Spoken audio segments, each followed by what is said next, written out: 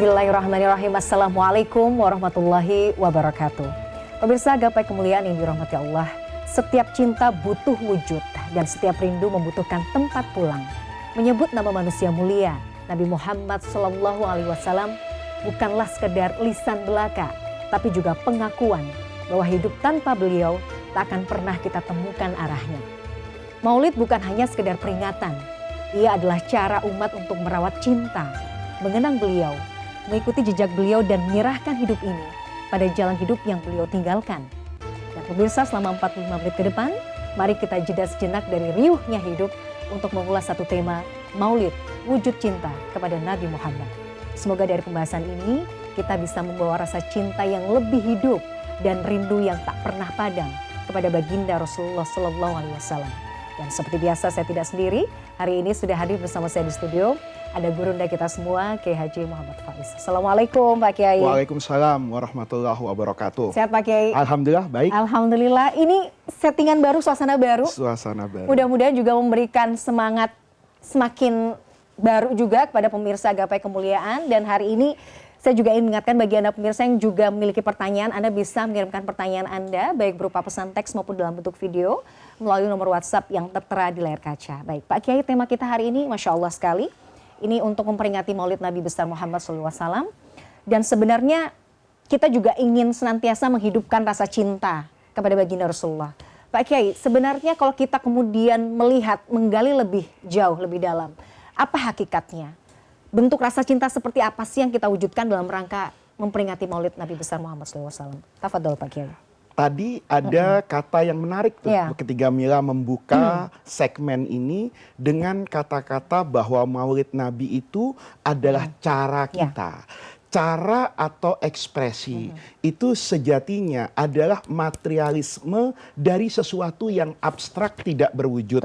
Sederhananya para pemirsa, kalau seorang laki-laki jatuh cinta kepada seorang wanita, maka boleh jadi dia belum tentu punya keberanian yang cukup untuk mengatakan saya cinta padamu. Tetapi kemudian rasa cinta ini diekspresikan dengan misalnya mengirim bunga mawar. Maka semua orang itu paham bahwa mawar yang dikirim oleh laki-laki kepada perempuan itu pasti ekspresi cinta. Kan tentu berbeda kalau yang dikirim itu bunga Kamboja yang identik dengan kuburan. Itu tentu menjadi bukan ekspresi cinta. Jadi Maulid Nabi itu mau dikatakan adalah tradisi, itu dikatakan cara, itu dikatakan budaya, itu sejatinya bukan bagian dari ibadah.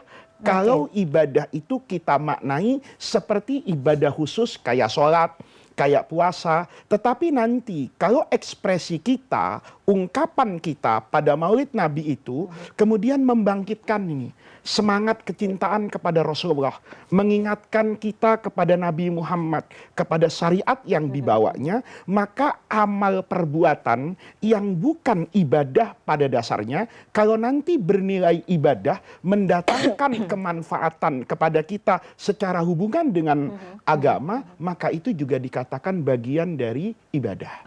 Jadi memaknai Maulid tidak hanya sekedar perayaan saja Pak Kiai, tidak hanya sekedar sukacita berkumpul bersama, tapi justru lebih dalam dari itu.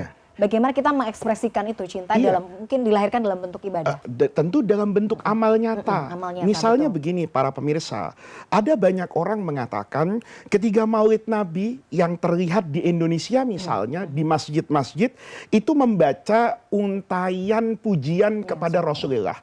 Mungkin yang lahir dari tradisi NU kayak saya, itu dari kecil itu biasa membaca Barzanji, membaca Simtud Duror, membaca Diba, itu adalah lantunan syair yang berisi sejarah hidup Nabi. Jadi kalau ada orang mengatakan bahwa itu bid'ah misalnya, itu boleh jadi karena tidak paham bahasa Arab. Jadi kalau kita mendengar puji-pujian kepada Rasulullah dalam Maulid Nabi, itu sama saja dengan pelajaran tarikh Islam. Itu sama dengan pelajaran sirah nabawiyah. Untayan syair itu menjelaskan bagaimana Rasulullah nasabnya nasab yang suci, ke atas itu Nabi itu tidak pernah memiliki misalnya ayah yang berzina, atau ibu yang mungkin pendusta. Ini Rasulullah dijaga nasabnya, dijaga perilakunya, dijelaskan bagaimana kesederhanaannya, dijelaskan lagi bagaimana keutamaan akhlaknya. Nah, ketika kita misalnya hadir di Maulid Nabi yang isinya seperti itu, yang akan mengingatkan kita kepada sosok Rasulullah, maka ini tentu membutuhkan setelah kita kembali dari perayaan Maulid, implementasi yang kedua, bukti nyata kecintaan kita kepada Rasulullah. Cinta itu apa? Secara umum dulu guru saya bilang, kita ini pasti akan selalu mengikuti apa dan siapa yang kita cintai. Yang kita cintai itu akan selalu ada dalam benak kita dimanapun dan kapanpun. Seorang ibu yang mencintai anaknya, seorang suami yang mencintai keluarganya, dia bergerak kemanapun, itu yang diingat pasti keluarganya. Oleh karena itu, kalau kita mencintai Rasulullah, dimanapun dan kapanpun, itu yang harus diingat adalah Rasulullah. Apa yang diingat dari Rasulullah? Sosoknya yang penuh keteladanan, ajaran agamanya yang penuh dengan kebaikan. Kalau kemudian kita mengakui cinta kepada Rasulullah, maka kita akan selalu sesuai dengan kepribadian Nabi dan sesuai dengan syariat yang diajarkan oleh Rasulullah. Itulah makna sejatinya mencintai Nabi Muhammad. Oke, berarti kalau ada istilah misalnya Pak Kiai atau ada ungkapan, ya udahlah kita nggak usah memperingati Maulid, tapi kan kita juga bisa mengungkapkan rasa cinta kita dalam bentuk yang lain gitu. Ya, tidak ada yang salah. Tidak ada yang salah. Tidak ada orang di dunia ini juga mengatakan memperingati Maulid itu hukumnya wajib. Tetapi Maulid Nabi itu hanya sebagai sarana kan. Sarana pengingat kita kepada Rasulullah. Mungkin Mila bisa berkata, saya tanpa Maulid bisa mengingat Nabi. Itu kan kasuistik pada pribadi sendiri. Tetapi ada banyak orang di sana yang mungkin melupakan sosok Rasulullah. Begitu masuk bulan Rabiul Awal, di masjid-masjid ada peringatan Maulid Nabi, mereka yang terlupakan akan Rasulullah itu kemudian teringat ini. Ya, itu sebetulnya adalah sesuatu yang berkembang wajar di tengah manusia. Agustus misalnya yang kemarin kita peringati, apakah kemudian harus dalam bentuk upacara mencintai tanah air ini? Tidak harus. Karena boleh jadi ada orang yang ikut upacara 17 Agustus, tapi sejatinya dia juga sedang mengoyak kebangsaan ini. Dia juga sedang menindas misalnya keindonesiaan ini. Tetapi ada orang yang memang melihat bahwa supaya kita ingat dengan jasa para pahlawan, dengan kemerdekaan bangsa, momentum 17 itu dihidupkan. Tetapi tidak kemudian kita berjuang dan mencintai negeri ini hanya sebatas 17 Agustus. Pak Kiai, apa yang mungkin kita bisa belajar ya dari bagaimana, kalau kita lihat bagaimana kisahnya baginda Rasulullah, bagaimana hubungan dan relasi beliau dengan para sahabatnya, kita tahu sekali bahwa secinta itu para sahabat beliau itu kepada baginda Rasulullah. Apa yang mungkin kita bisa ambil, yang mungkin bisa kita implementasi di situasi saat ini, Pak Kiai? Orang sering bertanya, bagaimana dan mengapa sahabat itu begitu mencintai Rasulullah. Tetapi tidak memulai mengapa Rasulullah itu bisa dicintai seperti itu. Kan tentu ya kalau anak muda sekarang itu Mila ada istilah bucin. Bucin itu pasti terkait dengan sosok kan.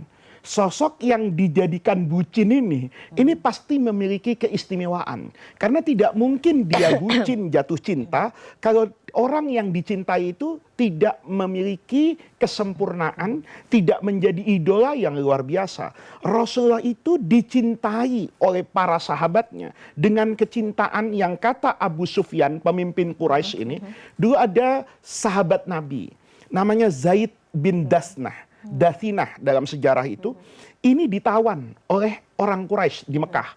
Begitu mau dibunuh, ini mau disiksa dan mau dibunuh, kata Abu Sufyan, bagaimana seandainya Muhammad kami tangkap, menggantikan posisimu, kau kembali dengan selamat ke tengah keluargamu, Muhammad yang kami siksa dan kami bunuh. Apa kata orang tadi? Saya ini bersyukur, yang kalian tangkap dan yang akan kalian bunuh itu saya. Maka kata Abu Sufyan, saya sebenarnya kata Abu Sufyan tidak pernah bertemu dengan orang yang dicintai oleh pengikutnya seperti sahabat-sahabat Rasulullah mencintai Rasulullah. Ini kalau kita periksa dalam sejarah ya, ini luar biasa. Sayyidina Abu Bakar misalnya, itu pernah bercerita ini. Kata Sayyidina Abu Bakar, saya ini ketika pergi dari Mekah ke Madinah, hijrah itu, tiba di satu tempat Rasulullah itu haus sekali. Saya juga tidak kalah hausnya dengan Rasulullah. Di padang pasir yang panas, kami ini kehausan kata Rasulullah. Maka ketika kami menemukan air yang sedikit, air itu saya berikan kepada Rasulullah. Nih lihat. Begitu Rasulullah minum, ya kata Sayyidina Abu Bakar, itu saya merasa kenyang. Aneh kan? Lihat nih. Tetapi sebetulnya itu tidak ada anehnya kalau orang bisa memahami logika cinta. Berapa banyak ibu yang pura-pura kenyang demi anaknya makan. Dia anaknya makan, biasa itu anak yang masih kecil itu, ibunya tidak punya cukup rezeki, kemudian bisa membeli makan yang sedikit, anaknya mengatakan, ayo bu makan, ibu mengatakan, nggak usah nak, kamu aja yang makan, ibu sudah kenyang. Padahal ibu ini juga sama apanya ini, lapar. Itu dibangun oleh kecintaan yang luar biasa. Nah, kecintaan yang seperti ini Mila, sejatinya lahir karena mereka para sahabat itu yakin betul dengan kecintaan Rasulullah itu kepada para sahabatnya. Ambil satu posisi sisi Nabi sebagai guru. Saya juga guru di kelas. Mila mungkin juga menjadi guru buat anaknya. Tapi kecintaan guru hari ini kepada muridnya itu kecintaan yang ada batasnya. Saya ngajar misalnya, kalau ada murid saya tidak paham-paham, sudah saya terangkan berkali-kali, saya akhirnya akan menyerah dan akan mengatakan, ya sudahlah, toh kewajiban saya sudah saya kerjakan. Dia tidak paham, dia tidak mau belajar, itu urusan dia. Ini yang tidak pernah terjadi pada sosok Rasulullah Shallallahu Alaihi Wasallam. Dulu guru saya bercerita satu hadis yang menarik. Ada A'robi. A'robi itu orang Badui, hidup bersama dengan Rasulullah pada tempo tertentu. Kalau sholat berjamaah, kalau pengajian, orang ini datang. Hingga satu masa, orang ini minta bantuan keuangan kepada Rasulullah. Ini kalau bahasa gampangnya, bukan murid yang ngasih uang kepada guru, tapi guru yang ngasih uang kepada murid. Ini tradisi di Indonesia, kalau saya datang ke majelis, kemudian ngajar, itu pulangnya saya dikasih amplop. Murid yang ngasih. Ini dibalik nih. Mereka ini, orang ini minta sama Nabi. Maka sama Rasulullah itu diberi. Ya, misalnya Nabi saya butuh bantuan keuangan, diberi sama Rasulullah. Teganya orang ini, pemberian Rasulullah itu dihitung. Dan dia kecewa. Kata orang ini, ya Rasulullah kok cuma segini? Keluarlah kata-kata yang tidak terpuji. Maka sahabat yang lain kayak Sayyidina Umar itu emosi. Ataqulu hadza li Rasulillah, kamu berani ngomong kayak gini sama Rasulullah? Kata Nabi, Umar diam, jangan ikut campur. Ini minta uangnya sama saya, ini murid saya, kamu jangan ikut campur urusan saya. Diajak masuk nih ke rumah Rasulullah. Kemudian orang tadi ini dalam sejarah dikatakan keluar dari rumah Nabi itu dengan wajah yang berbeda saat dia masuk. Kenapa? Sahabat bertanya, ya Umar, ya Rasulullah, kok bisa ya wajah dia tadi yang marah-marah sekarang jadi ceria dan sebagainya. Kata Nabi, tadi ibarat sekarang saya kasih uang 50.000, dia marah-marah. Saya kasih uang 5 juta. Maka dia tentu bersyukur dan berterima kasih. Kata sahabat, mengapa kau kasih Rasulullah? Orang yang kayak begitu dikasih sekarang, minggu depan datang minta lagi. Apa kata Rasulullah? Itu bukan urusan saya. Urusan saya, kalau dia keluar dari rumah saya dalam keadaan membenci saya karena tidak diberi yang banyak, kemudian kalian melukai dia atau bahkan membunuh dia karena perilaku dia memaki-maki saya, maka dia mati nanti dalam keadaan benci kepada saya dan itu bisa membawa dia ke dalam api neraka. Saya tidak ingin bertemu dengan siapapun di dunia ini, yang tidak bisa saya bawa untuk masuk ke dalam surga. Bayangin Mila.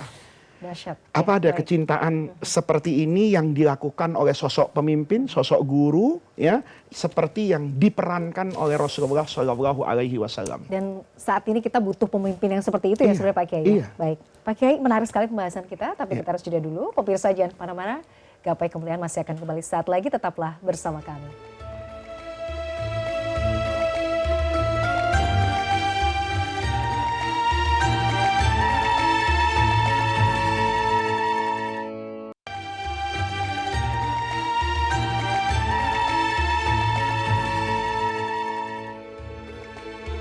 Pemirsa, terima kasih Anda masih menyaksikan Gapai Kemuliaan dalam episode Maulid Wujud Cinta kepada Nabi Muhammad SAW. Pak Kiai, tadi Pak Kiai menyampaikan bahwa sosok baginda Rasulullah itu luar biasa ya. Apalagi mungkin kalau kita baca sirah nabawiyah, kita dengar bagaimana relasi beliau dengan para sahabat, dengan umatnya seperti apa.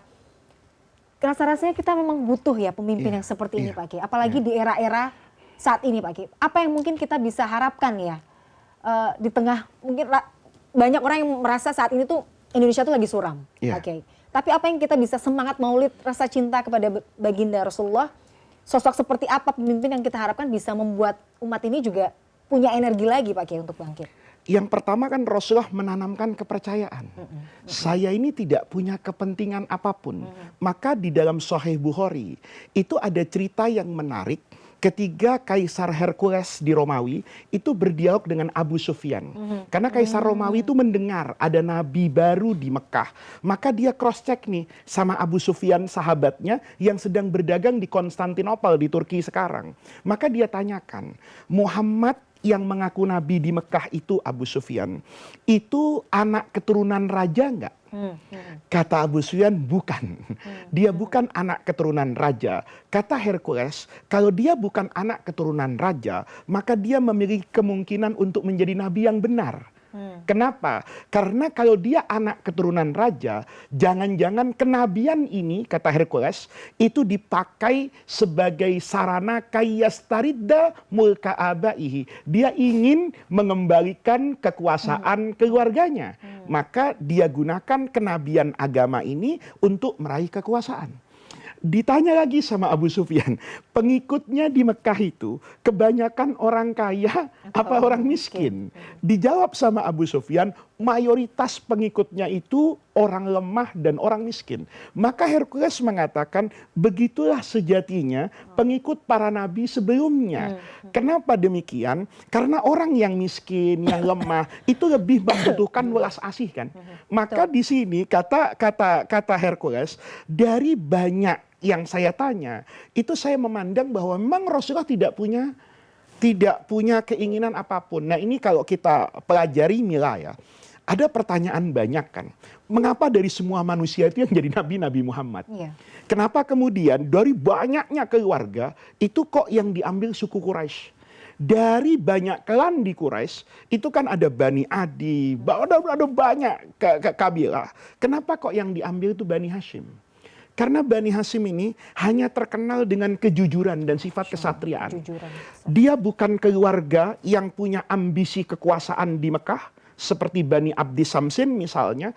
Dia bukan juga keluarga yang memiliki kekayaan melimpah di kota Mekah. Ini adalah keluarga yang sederhana, tetapi memiliki tingkat kepribadian dan keluhuran itu luar biasa. Maka diambil dari sekian banyak orang Arab yang ada di Mekah itu, dari sekian banyak keluarga Quraisy, itu Rasulullah. Nah, ini dari awal, Rasulullah itu bukan sosok yang kemudian pernah terdengar ingin menjadi orang kaya, pernah terdengar ingin menjadi presiden misalnya, atau kepengen menjadi ilmuwan. Tidak. Dia adalah orang yang hidup sehari-harinya itu hanya untuk kebaikan sesama. Maka modal dasar Rasulullah itu al-amin, yang bisa dipercaya. Maka Rasulullah itu adalah sosok yang memang sedari awal itu dipercaya oleh lingkungannya, bahwa orang ini yang difikirkan itu hanya kebaikan bersama, bukan kepentingan pribadinya. Nah, ini kalau kita lihat ya, nanti kita pelajari sejarah hidup Nabi, itu yang menjadikan Rasulullah itu visinya itu membahagiakan semua orang. Membahagiakan semua orang, sekalipun dirinya itu tidak bahagia secara materi. Rasulullah itu tidur, itu bangun nemuin tamu Mila. Itu Sayyidina Umar, itu kaget. Karena melihat ada bekas apa ini, tikar yang kasar. Gitu loh. Sementara dunia itu ada di tangan Rasulullah gitu loh. Orang lain dikasih harta, anak yatim diurus, tetapi Rasulullahnya itu hidup bersahaja. Dia tidak punya kepentingan apapun. Maka kita lihat ya, nanti sosok ini terlihat ketika berkuasa. Berkuasa secara besar maupun berkuasa secara kecil. Secara kecil, Mila pasti pernah dengar, Rasulullah itu pernah tertidur di bawah pohon. Tiba-tiba datang orang kafir, itu megang pedang mau bunuh Nabi. Nabi dibangunin. Kata orang tadi, Muhammad, siapa yang bisa belain kamu sekarang? Mati kamu. Tiba-tiba pedangnya jatuh. Gitu. Ada intervensi malaikat Jibril nih. Ya. Begitu pedangnya jatuh, posisinya dibalik. Rasulullah yang apa? Yang ngambil pedang itu. Kalau sudah saya habisi orang itu sebagai dendam dan ambisi pribadi saya. Itu yang terjadi pada Rasulullah. Orang itu didiamkan. Suraqah yang nanti mengejar waktu Nabi itu hijrah ke Madinah, berkali-kali jatuh, itu tidak kemudian dibiarkan oleh Rasulullah, ditolong oleh Rasulullah. Sehingga Suraqah itu menyadari bahwa yang dia kejar, yang dia incar itu bukan sosok yang sembarangan. Fathu Makkah misalnya, itu bisa kita bayangkannya, Rasulullah yang terusir, itu datang sebagai penguasa. Tetapi dari awal Nabi mengatakan al-yaum, hari ini yaumu marhamah, hari yang penuh dengan rahmat, bukan malhamah. Ini kalau tulisan Arabnya, marhamah pakai ro, malhamah pakai lam. Malhamah itu laham. Seakan-akan ini bukan hari saya ingin menuntut darah pembalasan. Tidak luka dibalas dengan luka, nyawa dengan nyawa, tidak. Hari ini penuh dengan rahmat. Saya cuma minta kepada kalian, jaga stabilitas kota Mekah. Lihat kata Nabi. Siapa yang datang ke Masjidil Haram depan Ka'bah, siapapun dia, sejahat apapun dia di masa lalu, fahuwa aminun. Dia aman. Wa man dakhala baitahu. Kalau kalian tetap tidak mau ketemu saya, sudahlah, masuk saja ke rumahnya, kunci pintunya, jangan keluar, fahuwa amin. Maka dia tidak akan saya ganggu, tidak hartanya, tidak kehormatannya, tidak jiwa raganya. Wa man dakhala baita Abi Sufyan. Ini Pak Abu Sufyan ini kan presidennya Mekah. Itu tidak kemudian dihinakan. Karena dulu guru saya bilang, orang mulia itu tidak akan mau menghinakan orang mulia. Raja sejati itu tidak akan kemudian merendahkan mantan-mantan raja ini. Abu Sufyan itu kaget betapa kedudukan dia di Mekah itu seolah tidak diganggu oleh Rasulullah. Kalau kalian tetap mau masuk ke rumahnya Abu Sufyan, karena rumah itu adalah rumah yang dulu kalian cari ketika ada persoalan besar, hari ini juga tidak berubah. Rasulullah kemudian menyuruh Bilal untuk naik ke atas Ka'bah. Bukan nyuruh keluarganya, bukan nyuruh kerabatnya. Kenapa bukan Sayyidina Ali misalnya? Kenapa bukan Sayyidina Abu Bakar mertuanya? Kenapa bukan Sayyidina Umar? Yang disuruh itu Bilal Habasyah. Karena Nabi ingin mengatakan, hari ini kemuliaan sejati itu yang lahir dari dalam hati. Sehingga sosok seperti ini itu tidak lagi mendatangkan keraguan. Akan dibawa kemana kami? Kami ini hanya akan dibawa oleh pemimpin kami dari sempitnya kehidupan dunia kepada visi yang luas di akhirat dengan cara memakmurkan kehidupan dunia sebagai jembatan untuk kesejahteraan di akhirat. Insya Allah. Wah, ini PR bersama ya Pak Kiai ya. Kalau misalnya ada banyak hal yang kita rindukan gitu dari sosok dari baginda Rasulullah yang mungkin kita juga, kalau kita misalnya menuntut misalnya pemimpin kita seperti baginda Rasulullah, tapi kan berarti kita juga sebagai warga, sebagai rakyat, kita juga harus melihat dulu apakah memang kita sudah sebegitu baik, sebegitu soleh juga, sehingga kita juga menginginkan pemimpin seperti itu ya Pak Kiai. Nanti kita akan bahas, kita jeda dulu, pemirsa jangan kemana-mana, Gapai Kemuliaan akan kembali setelah yang satu ini.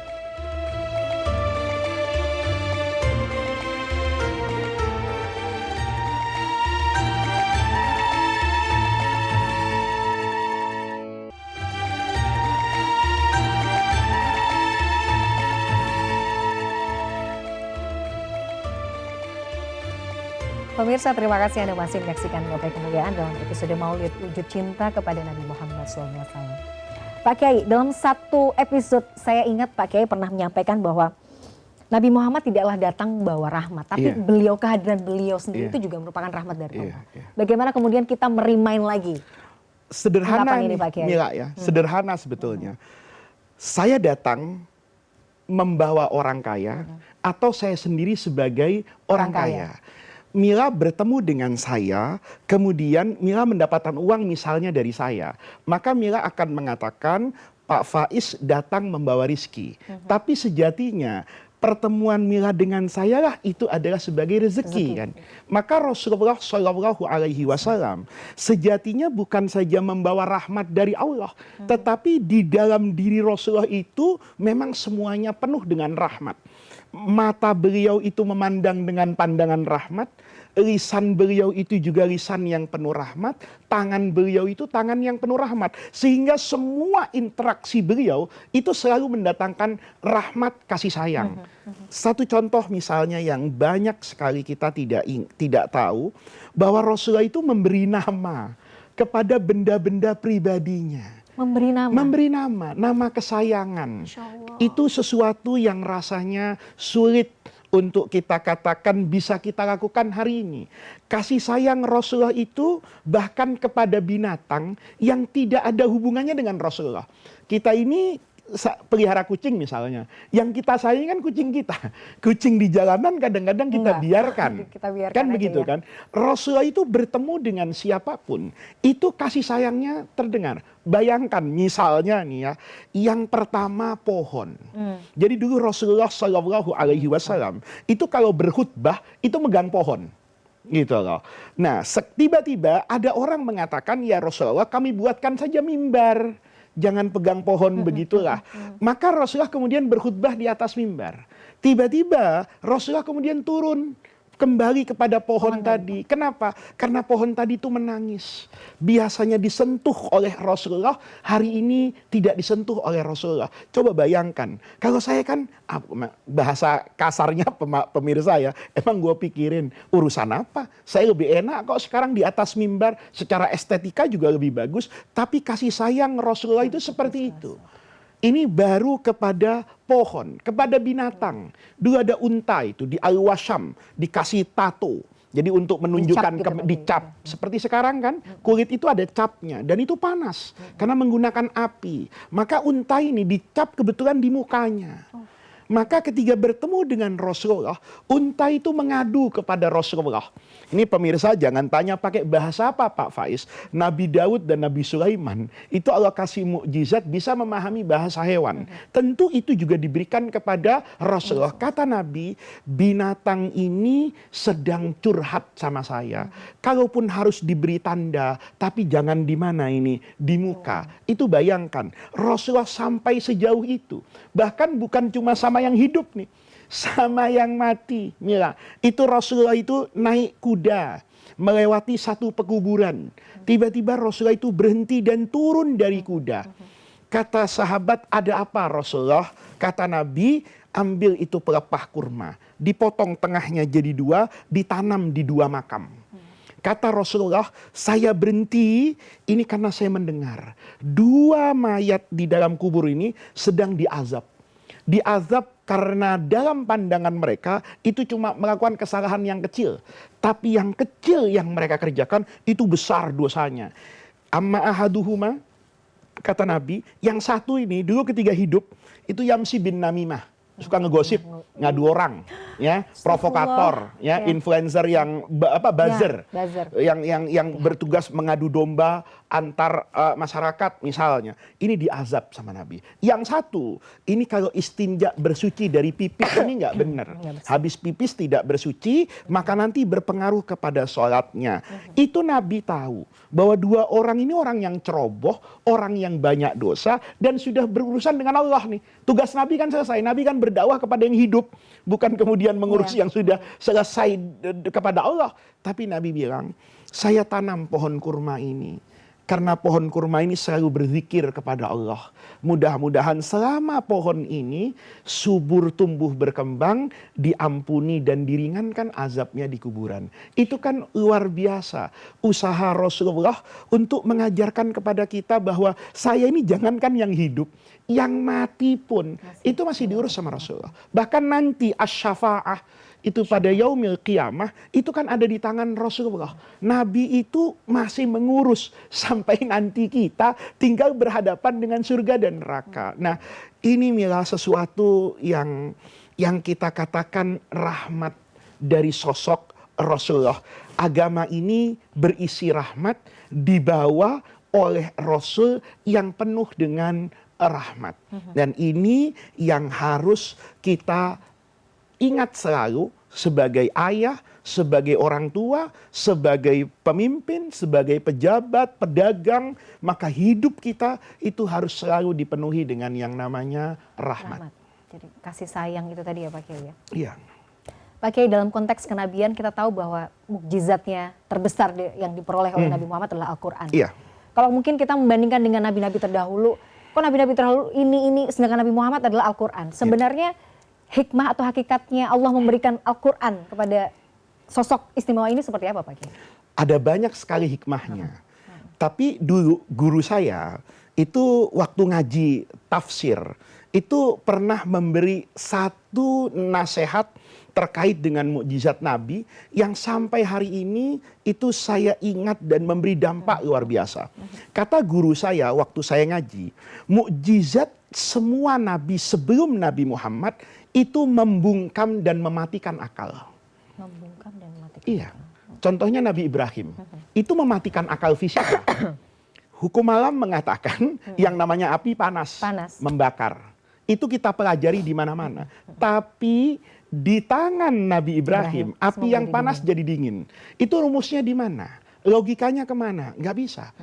Tongkat di tangan Nabi Musa, itu bisa menyelesaikan banyak masalah. Padahal itu sebatas tongkat. Itu kan membungkam akal. Nabi Isa alaihissalam dalam kepercayaan umat Islam, itu adalah tabib yang paling handal.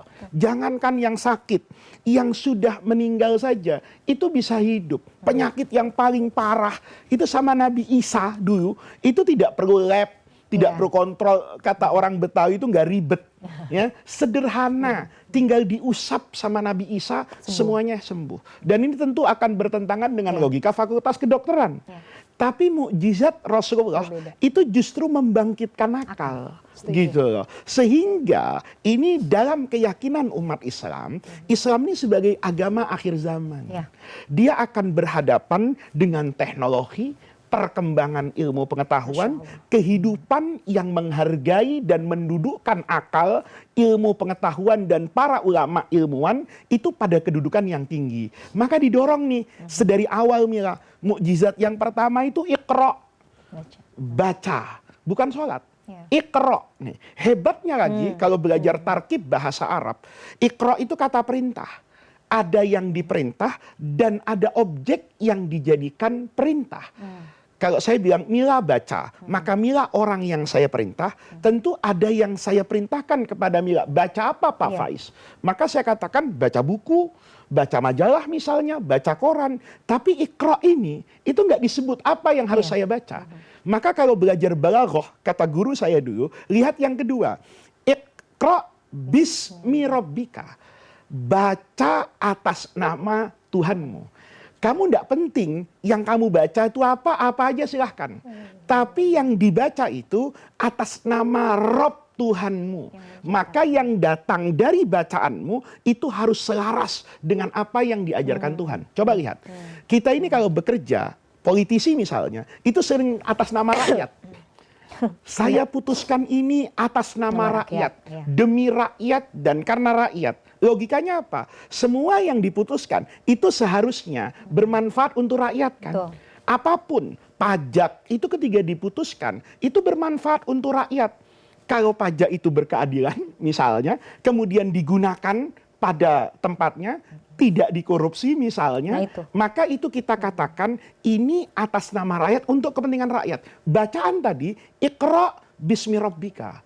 Mila mau membaca buku tentang kedokteran, kalau itu nanti bermanfaat, bisa mengobati orang yang sakit, bisa memitigasi virus yang muncul di masa yang akan datang. Mila belajar ekonomi, ya, untuk nanti mengangkat derajat perekonomian anak bangsa, maka itu dikatakan bagian dari Iqra bismi rabbika. Di sini mukjizat yang selalu menumbuh kembangkan apa yang hari ini menjadi titik kunci kemajuan manusia, yaitu akal pikiran. Nanti digabungkan mukjizat yang kedua, itu akhlak. Akhlaknya Rasulullah. Nah ini penting, jangan sampai ilmunya tinggi tapi minim akhlak. Jangan hanya berakhlak tapi tidak memiliki ilmu. Jadi sebenarnya kunci, makanya kalau kemudian Al-Quran itu kitab akhir zaman, sangat relevan dari masa ke masa, ya karena tahu kebutuhan, memang kebutuhan kita sebagai umat akhir zaman tuh seperti itu ya Pak. Seperti itu. Guidance-nya memang di Quran dan tadi itu. akhlaknya baginda Rasulullah. Makanya ayat Quran kalau tadi saya katakan ada Iqra, Ayat yang lain mengatakan laqad kana lakum fi rasulillahi uswatun hasanah.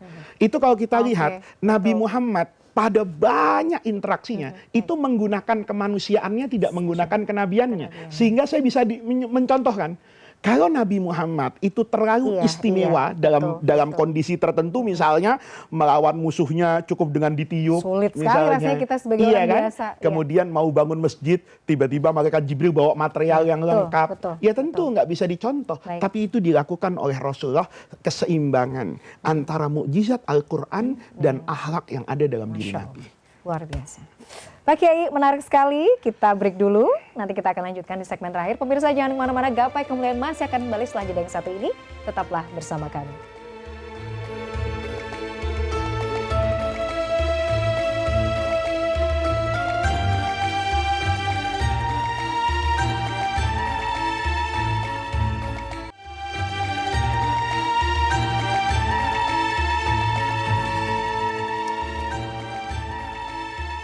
Pemirsa, terima kasih Anda masih menyaksikan Gapai Kemuliaan dalam episode Maulid Wujud Cinta kepada Nabi Muhammad.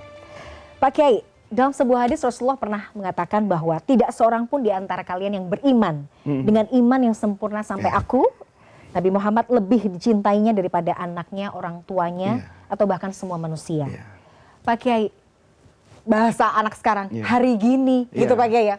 Sementara kita distraksinya luar biasa. Kadang-kadang kita jauh lebih mengidolakan misalnya bintang K-pop atau bintang Hollywood dibanding sosok teladan yang sebenarnya bisa membawa syafaat, membawa kebaikan buat kita. Bagaimana ini bisa sangat relevan, Pak Kiai? Itu bergantung kepada pribadi masing-masing. Semua dari kita pasti mencintai dunia. Saya juga suka uang, saya juga bercita-cita kepengen punya rumah yang megah, punya harta yang banyak, punya prestasi dilihat orang. Itu semua Mila, hubbus syahwat itu yang nempel pada diri manusia. Tetapi ketika kita berhadapan dengan kecintaan kepada Rasulullah yang nanti bisa memitigasi kita nih dari ketertarikan atau keterpurukan kepada dunia, itu sejatinya memang Allah letakkan cinta yang luar biasa. Kita ini adalah generasi yang istimewa. Ketika Rasulullah berkata dalam satu kesempatan di depan sahabatnya, saya ini rindu ingin bertemu dengan ikhwani, saudara. Kata mereka, alasna ikhwanakum ya Rasulullah. Kami kan saudara sama Rasulullah, bukan antum ashabi. Kamu itu kan bertemu dengan saya setiap hari, berinteraksi. Tapi saudara itu adalah mereka yang belum pernah bertemu saya, belum pernah melihat saya, tapi beriman kepada saya. Nih Mila, dulu di zaman sahabat, itu ada orang namanya Uwais Al-Qarni yang terkenal. Nanti beliau itu dianggap sebagai tabi'in, bukan sahabat. Kenapa? Karena beliau itu tidak pernah melihat Nabi. Jadi ketika dulu Uwais itu ingin datang ke Madinah bertemu dengan Nabi, itu dilarang oleh ibunya. Karena ibunya sudah tua. Kata ibunya, sudahlah kamu di sini ngerawat ibu. Maka Uwais ini tidak bertemu dengan Rasulullah. Tetapi dia beriman dan cinta sama Rasulullah. Maka ini lihat nih, melihat Nabi itu punya keistimewaan. Tapi berbakti kepada orang tua, itu ajaran Nabi yang paling tinggi. Gitu. Yang Nabi dorong ibadah yang paling bagus itu apa? Di antaranya birrul walidain. Nah, ini orang kangen betul sama Nabi, kepengen melihat Nabi. Tapi dia tahu bahwa untuk cinta sama Nabi, itu tidak harus dengan fisik melihat. Tapi boleh jadi dengan perasaan yang tunduk kepada ajaran Rasulullah. Maka Uwais ini nggak berangkat ke Madinah. Nanti Rasulullah wafat. Sebelum wafat, Nabi Muhammad itu pernah pesan sama Sayyidina Umar. Kalau nanti kamu kedatangan orang dari arah sana, dijelaskan sama Nabi, ya di kepalanya itu ada bekas seperti uang logam kayak pitak, ya itu cari. Maka ketika ada orang haji dari Yaman, itu Sayyidina Umar tanya, ini yang kalian haji semua sudah menghadap saya? Kata mereka, enggak. Ada satu Uwais itu anak muda. Loh, kenapa enggak diajak? Bercandanya, enggak penting lah. Kan kami lah tokoh-tokohnya. Kata Umar panggil. Begitu dilihat, ciri-cirinya sama, Umar minta doa. Amirul Umar bin Khattab minta doa. Kata Uwais, bukankah engkau lebih afdol? Enggak, saya dipesan sama Rasulullah. Kalau bertemu dengan orang ini, minta doa. Itu menunjukkan Mila, kecintaan ini sejatinya, itu milik siapa saja. Saya pernah bertemu Mila dengan orang yang kalau dia mau mendapatkan dunia, itu hebat. Dulu di Mesir, saya itu bertemu tidak banyak orang, tapi Allah pertemukan saya dengan orang-orang yang kaya hati, Mila.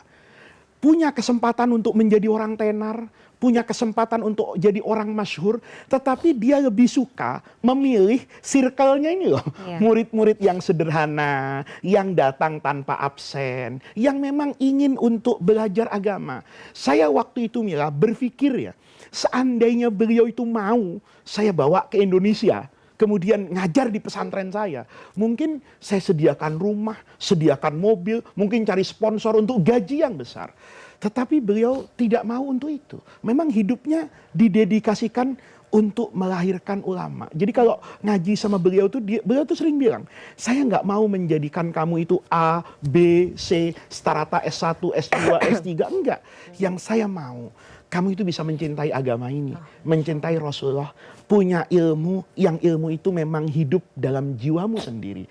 Saya berpikir, orang ini sejatinya sedang mencintai Rasulullah loh. Dia memilih untuk seperti itu, karena kalau dia misalnya seperti saya, masuk ke CNN, itu nanti tergoda oleh kemasyhuran.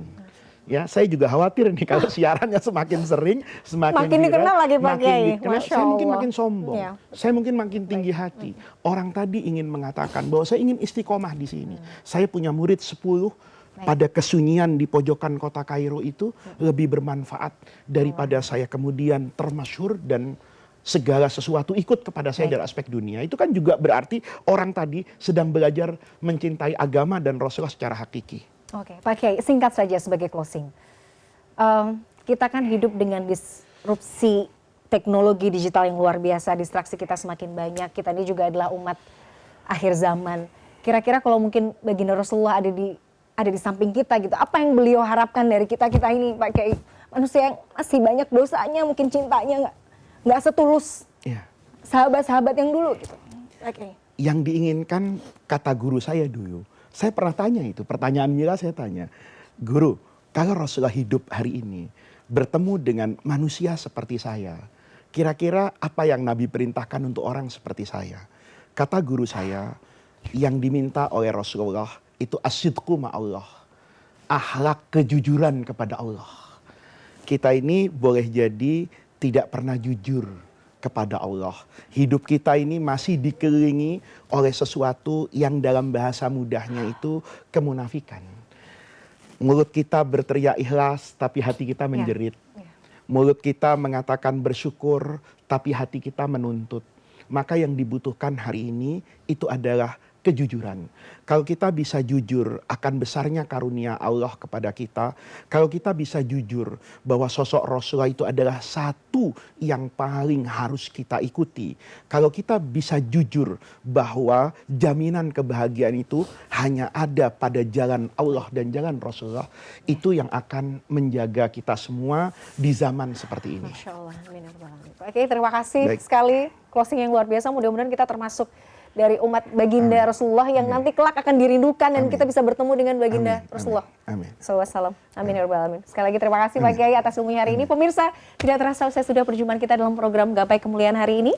Semoga kajian hari ini bermanfaat, bawa kebaikan, dan Allah Azza wa Jalla senantiasa mudahkan kita semua untuk senantiasa bersemangat menuntut ilmu agama. Amin ya rabbal alamin. Terima kasih atas perhatian Anda. Saya Meladia Rahma dan juga Kiai Haji Muhammad Faiz undur diri. Insya Allah kita akan jumpa lagi pada episode yang akan datang. Wabillahi taufiq wal hidayah. Wassalamualaikum warahmatullahi wabarakatuh.